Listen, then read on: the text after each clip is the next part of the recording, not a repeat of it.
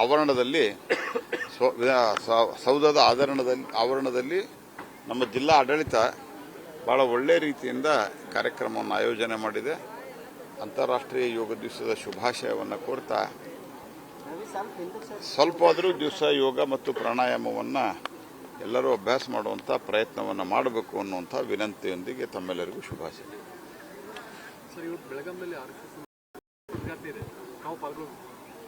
RSS ಅಂತ ಹೇಳೋದಿಲ್ಲ, ಅದು ಜಗನ್ನಾಥರಾವ್ ಜೋಶಿ ಅಂಥೇಳಿ ಈ ರಾಜ್ಯ ಮತ್ತು ದೇಶ ಕಂಡಂಥ ಒಬ್ಬ ಅಪ್ರತಿಮ ರಾಜಕಾರಣಿ ಇದ್ದರು. ಅದ್ಭುತ ವಾಗ್ಮಿ ಮತ್ತು ಜನತಾ ಪಾರ್ಟಿ ಏನಾಗಿತ್ತು, ಯುನೈಟೆಡ್ ಜನತಾ ಪಾರ್ಟಿ 77ರಿಂದ 80ರವರೆಗೆ, ಅದಕ್ಕಿಂತ ಮೊದಲು ಜನಸಂಘ, ಆಮೇಲೆ ಭಾರತೀಯ ಜನತಾ ಪಾರ್ಟಿಯ ಅತ್ಯುನ್ನತ ನಾಯಕರಾಗಿದ್ದರು. ಅದರ ಜನರಲ್ ಸೆಕ್ರೆಟರಿ, ಉಪಾಧ್ಯಕ್ಷರಾಗಿ ಎಲ್ಲ ಕೆಲಸ ಮಾಡಿದರು.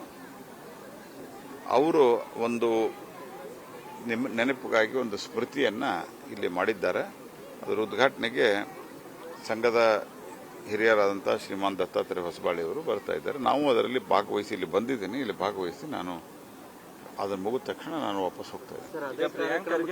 ಬಿಜೆಪಿ ರಾಜ್ಯಾಧ್ಯಕ್ಷರು ಬರ್ತಾ ಇದ್ರು, ದಿಢೀರ್ ಅವ್ರ ಭೇಟಿ ರದ್ದು ಕೂಡ ಆಗಿರುವಂಥದ್ದು.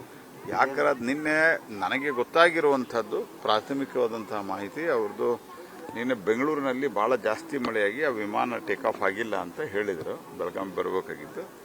ಅಷ್ಟು ನನಗೆ ಈಗ ಆಟ್ ಪ್ರೆಸೆಂಟ್ ಇಲ್ಲಿ ಬರೋ ಹೊತ್ತಿಗೆ ಹೇಳಿದ್ದು. ಉಳಿದದ್ದು ನಾನು ಮಾಹಿತಿ ತೆಗೆದುಕೊಂಡು ನಿಮ್ಗೆ ಹೇಳ್ತೀನಿ. ನಾಯಕತ್ವ ಕೊರತೆ ಏನಾದರೂ ಇದೆ ಸರ್ ರಾಜ್ಯದಲ್ಲಿ ಬಿಜೆಪಿಗೆ? ನೋಡಿ, ಯಾವುದೇ ಒಂದು ಘಟನೆಯ ಆಧಾರದ ಮೇಲೆ ನಾಯಕತ್ವದ ಕೊರತೆ ಅಂತ ಎಂದೂ ತೀರ್ಮಾನ ಮಾಡೋಕ್ಕಾಗಲ್ಲ. ಯಾಕಂದ್ರೆ ಯಾರು ಮಾತು ಕೇಳುವಂತ ಸ್ಥಿತಿಯಲ್ಲಿ ಆ ರೀತಿ ಹೇಳೋದು ತಪ್ಪಾಗ್ತದೆ. ಎಲ್ಲ ರೀತಿಯಿಂದ ಪಾರ್ಟಿ ಅನೇಕ ರೀತಿಯ ಅಡೆತಡೆಗಳನ್ನು ಮತ್ತು ಏಳು ಬೀಳುಗಳನ್ನು ಎದುರಿಸಿ ಇವತ್ತು ದೇಶಾದ್ಯಂತ ಪಾರ್ಟಿ ಗಟ್ಟಿಯಾಗಿ ನಿಂತಿದೆ. ಈ ಒಂದು ಘಟನೆಯಿಂದ ಏನೋ ಆಗ್ಬಿಡ್ತು ಅಂತ ಅನ್ನೋಂಥ ಘಟನೆ ಭಾಳ ಗಂಭೀರವಾದಂಥದ್ದು. ನಾನು ನಿನ್ನೆನೂ ಪ್ರತಿಕ್ರಿಯೆ ಕೊಟ್ಟಿದ್ದೇನೆ. ಭಾಳ ಗಂಭೀರವಾಗಿ ನಾವು ತೆಗೆದುಕೊಂಡಿದ್ದೇವೆ. ನಮ್ಮ ರಾಷ್ಟ್ರೀಯ ಪಾರ್ಟಿ ಗಂಭೀರವಾಗಿ ತೆಗೆದುಕೊಂಡಿದೆ. ಬಟ್ ಅಟ್ ದಿಸ್ ಆದ್ದರಿಂದ ಒಂದು ನಿಮಿಷ ಪೂರಾ ಉತ್ತರಾರೆ ಕೊಡ್ತೀನಿ. ಆದ್ದರಿಂದ ಮುಂದೆ 28ರಲ್ಲಿ ನಾವು ಭಾರತೀಯ ಜನತಾ ಪಾರ್ಟಿ ರಾಜ್ಯದಲ್ಲಿ ಅಧಿಕಾರಕ್ಕೆ ತರಲಿಕ್ಕೆ ಏನು ಬೇಕು ಆ ಎಲ್ಲ ಒಂದು ಕೆಲಸವನ್ನು ಮಾಡ್ತೀವಿ. ನಮ್ಮ ರಾಷ್ಟ್ರೀಯ ನಾಯಕರು ಇದನ್ನು ಭಾಳ ಗಂಭೀರವಾಗಿ ತೆಗೆದುಕೊಂಡಿದ್ದಾರೆ. ಈಗ ಮೋಹನ್ ಭಾಗವತ್ ಅವರು ಪತ್ರಿಕೆ ಕೊಟ್ಟಿದ್ದಾರೆ. ರಾಜ್ಯಾದ್ಯಂತ ಬಿಜೆಪಿ ವಿರೋಧ ಪಕ್ಷ ಅಂತ ಅನ್ನೋದು ಕಂಡು ಬರ್ತಾ ಇದೆ. ಅದರಲ್ಲಿ ಕನ್ನಡ ಬರ್ತಾ ಇಲ್ಲ. ಈಗ ಬಿಜೆಪಿ ನಾನು ಮೊದಲೇದು ನಾನು ರಾಜ್ಯಾಧ್ಯಕ್ಷ ಅಂತ ತಿಳ್ಕೊಂಡು ನಮ್ಮ ರಾಷ್ಟ್ರೀಯ ನಾಯಕರು ಯಾರೂ ಹೇಳಿಲ್ಲ, ನಾನು ಹೇಳಿಲ್ಲ, ರಾಜ್ಯ ನಾಯಕರು ಎಲ್ಲಿ ಹೇಳಿಲ್ಲ. ಬರ್ತಾ ಇದೆ ಮಾಧ್ಯಮದಲ್ಲಿ. ನಮ್ದೇನು ಅದಕ್ಕೆ ನಾನೇನು ಪ್ರತಿಕ್ರಿಯೆ ಕೊಡಬೇಕಾದಕ್ಕೆ ನಮ್ಗೇನು ಅಂದ್ರೆ ಆ ರೀತಿ ಎಲ್ಲಿಯೂ ಪ್ರಸ್ತಾವನೆಯೂ ಇಲ್ಲ ಅಥವಾ ಯಾರು ಚರ್ಚೆನೂ ಆಗಿಲ್ಲ. ಇಲ್ಲಿ ಕಾರ್ಯಕ್ರಮ ನಡೀತಾ ಇರೋದ್ರಿಂದ ಇಲ್ಲಿಗೆ ಇದನ್ನು ನಿಲ್ಲಿಸೋಣ. ಬೇಕಾದ್ರೆ ಆನಂತರ ಆ ಸಂಘದ ಕಾರ್ಯಕ್ರಮಕ್ಕೂ ಹೆಂಗಿದ್ರು ಬರ್ತಿರಲ್ಲ, ಅಲ್ಲಿ ಡೀಟೇಲ್ ಆಗಿ ಏನಾರು ಇದ್ರೆ ಮಾತಾಡೋಣ. ಮೋಹನ್ ಭಾಗವತ್ ಅವ್ರ ಪತ್ರಿಕೆ ಕೊಟ್ಟರು ಕೂಡ ಅಂದ್ರೆ ಯಾರಿಗೆ ಪ್ರಿಯಾಂಕ್ ಖರ್ಗೆ ಅವ್ರಿಗೆ ಇನ್ನೂ ಕೂಡ ಅವರು ನೋಡ್ರಿ, ಅವ್ರು ಏನು ಬೇಕಾದ್ ಮುಂದುವರಿಸಲಿ, ಅದಕ್ಕೇನು ಅರ್ಥ ಇಲ್ಲ. ಅವ್ರು ಏನು ಕೇಳೋದಕ್ಕೆ ಅದಕ್ಕೆ ಉತ್ತರ ಕೊಡೋ ಅಗತ್ಯನೂ ಇಲ್ಲ. ಸರ್, ಕಡೆಯದಾಗಿ ರಾಜ್ಯದಲ್ಲಿ ಮಳೆ ಆಗ್ತಾ ಇಲ್ಲ, ಸಾಕಷ್ಟು ಸಂಖ್ಯೆ ಇಡೀ ದೇಶದಲ್ಲಿ ಮಳೆಯ ಸಮಸ್ಯೆ ಇದೆ. ಜಿಲ್ಲಾಡಳಿತ, ಎಲ್ಲ ಜಿಲ್ಲಾಡಳಿತಗಳು, ರಾಜ್ಯದ ಆಡಳಿತಗಳು ಇದಕ್ಕೆ ತಯಾರಿಯನ್ನು ಬೇಗ ಶುರು ಮಾಡಬೇಕು.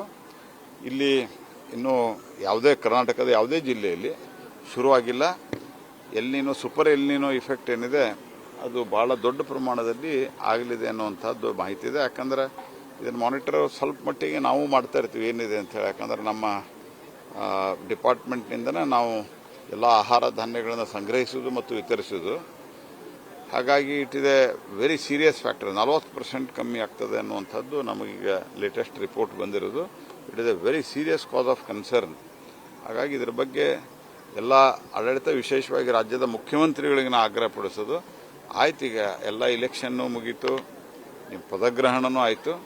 ತಕ್ಷಣ ಇದಕ್ಕೆ ರೆವಿನ್ಯೂ ಇಲಾಖೆ ನೋಡುವಂಥವರಿಗೆ ಸೂಚನೆಯನ್ನು ಕೊಟ್ಟು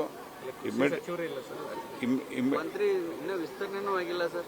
ರೈತರೆಲ್ಲ ಪಟ್ಟಾಭಿಷೇಕ ಮಾಡ್ತಾ ಇದ್ದಾರೆ ಇವರಿಗೆ, ಅದರಲ್ಲಿ ಬಿಸಿ ಇದ್ದಾರೆ. ಕೃಷಿ ಸಚಿವರೆಲ್ಲ ಏನಿಲ್ಲ ಸರ್. ನೋಡ್ರಿ, ಈಗ ಅವರು ತಯಾರಿಯನ್ನು ಶುರು ಮಾಡಬೇಕು, ಮಾಡಿಲ್ಲ. ಇದು ಭಾಳ ಡಿಸಾಸ್ಟ್ರಕ್ಕೆ ಆಗ್ತದೆ ನಾಳೆ ಈ ರೀತಿ ಮಾಡಲಿಲ್ಲ ಅಂತಂದರೆ. ಯಾಕಂದ್ರೆ ಪೂರ್ವ ತಯಾರಿ ಭಾಳ ಬೇಕು. ನಾವೇನೋ ಮಾಡಿ ಆಹಾರವನ್ನು ಕೊಡ್ಬೋದು. ಯಾಕಂದ್ರೆ ಆಹಾರ ಕೇಂದ್ರದ ಗೋದಾಮುಗಳಲ್ಲಿ ದೊಡ್ಡ ಪ್ರಮಾಣದಲ್ಲಿ ನಾವು ಸಂಗ್ರಹಿಸಿಟ್ಟಿದ್ದೇವೆ. ಬಟ್ ಇದರಲ್ಲೇನಿದೆ ಉಳಿದಂಥ ಮೇವು, ಕುಡಿಯೋ ನೀರು ಮತ್ತು ತರಕಾರಿ ಇವೆಲ್ಲ ಸಂಗತಿಗಳಿಗೆ ಭಾರಿ ದೊಡ್ಡ ಸಮಸ್ಯೆ ಉಂಟಾಗ್ತದೆ. ಯಾಕಂದರೆ ಮಳೆ ಶಾರ್ಟೇಜಸ್ ಭಾಳ ಜಾಸ್ತಿ ಇದೆ. ಹೀಗಾಗಿ ಈ ಪಟ್ಟಾಭಿಷೇಕ ಅದು ಆಯ್ತು, ಈಗ ಅವ್ರ ಅನೌನ್ಸ್ಮೆಂಟ್ ಆಯ್ತು. ಪಟ್ಟಾಭಿಷೇಕ ಏನು ಮಾಡೋದು ಇದನ್ನು? ಅಂದ್ರೆ ಆಡಳಿತದ ಕಡೆ ಗಮನ ಇಲ್ಲ, ಕೇವಲ ಅವರ ಧ್ಯಾನ ಇರೋದು ಪಟ್ಟಾಭಿಷೇಕ, ದೊಡ್ಡ ದೊಡ್ಡ ಕಾರ್ಯಕ್ರಮ, ದುಡ್ಡು ಖರ್ಚು ಮಾಡೋದು, ಭ್ರಷ್ಟಾಚಾರದ ದುಡ್ಡನ್ನು ಖರ್ಚು ಹೇಗೆ ಮಾಡೋದು, ಇದೇ ಒಂದು ಯೋಚನೆಯಲ್ಲಿದ್ದಾರೆ. ತಕ್ಷಣ ನಾನು ಸನ್ಮಾನ್ಯ ಮುಖ್ಯಮಂತ್ರಿಗಳಿಗೆ ಆಗ್ರಹ ಪಡಿಸ್ತೇನೆ, ನೀವು ಮಂತ್ರಿಮಂಡಲ ಕೃಷಿ ಮಂತ್ರಿ ಯಾವಾಗ ಮಾಡ್ತೀರಿ ಅದು ಬೇಗ ಮಾಡಿರಿ. ಆದರೆ ಕನಿಷ್ಠ ಪಕ್ಷ ಇರುವ ರೆವಿನ್ಯೂ ಮಂತ್ರಿಗಳಿಗಾದರೂ ಯಾರಿಗಾದರೂ ಒಬ್ಬರಿಗೆ ಇದನ್ನು ಚಾರ್ಜ್ ಕೊಟ್ಟು ಆ ನಂತರ ಇಮ್ಮಿಡಿಯೇಟಾಗಿ ನೀವು ಯಾರ ಎಕ್ಸ್ಪಾನ್ಷನ್ ಆದ ನಂತರ ಅವ್ರಿಗೆ ಹಸ್ತಾಂತರ ಮಾಡಿರಿ. ಅಲ್ಲಿ ತನಕ ಅಧಿಕಾರಿಗಳಿಗೂ ಸೂಚನೆ ಕೊಟ್ಟು ತಯಾರಿಯನ್ನು ಶುರು ಮಾಡಿರಿ. ಯಾಕಂದರೆ ಜನ ಈಗಾಗಲೇ ನೀರಿಗೆ ತತ್ವಾರ ಶುರುವಾಗಿದೆ, ಭಾಳ ಸಮಸ್ಯೆ ಆಗಿದೆ.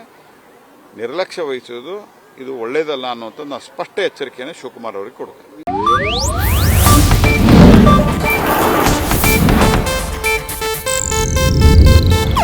ಇದು ಏಷ್ಯಾನೆಟ್ ನ್ಯೂಸ್ ನೆಟ್ವರ್ಕ್ ಪ್ರಸ್ತುತಿ.